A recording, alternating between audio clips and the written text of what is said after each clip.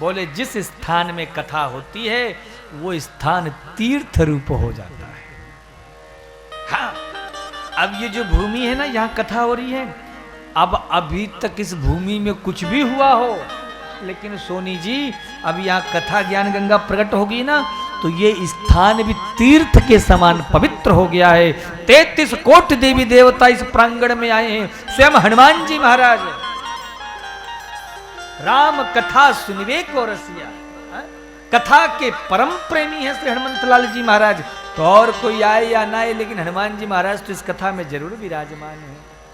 तो इसीलिए बड़ी श्रद्धा से इस कथा से सुनना, बड़ी श्रद्धा से इस कथा से जुड़ना, इस कथा में ऐसे ढंग से जुड़ना कि ये हमारे जीवन को कल्याण करने वाला है।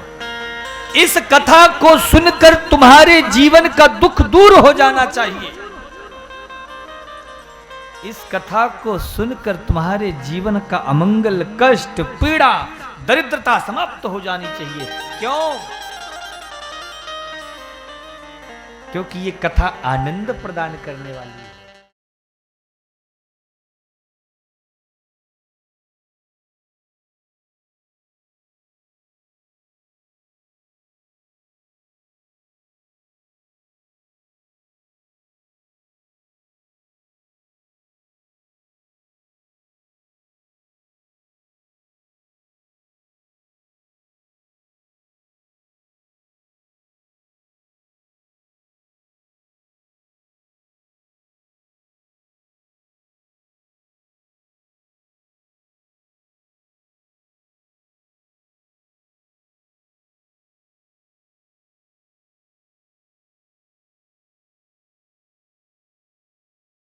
बोले जिस स्थान में कथा होती है वो स्थान तीर्थ रूप हो जाता है।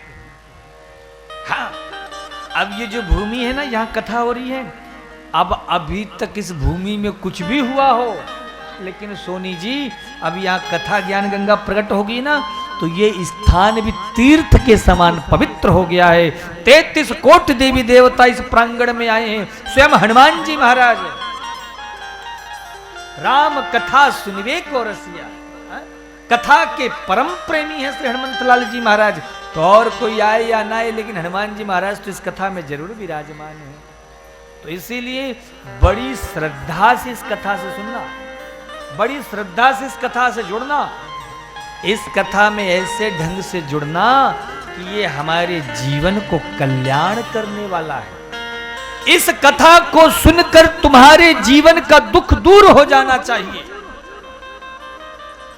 इस कथा को सुनकर तुम्हारे जीवन का अमंगल, कष्ट, पीड़ा, दरिद्रता समाप्त हो जानी चाहिए। क्यों? क्योंकि ये कथा आनंद प्रदान करने वाली है।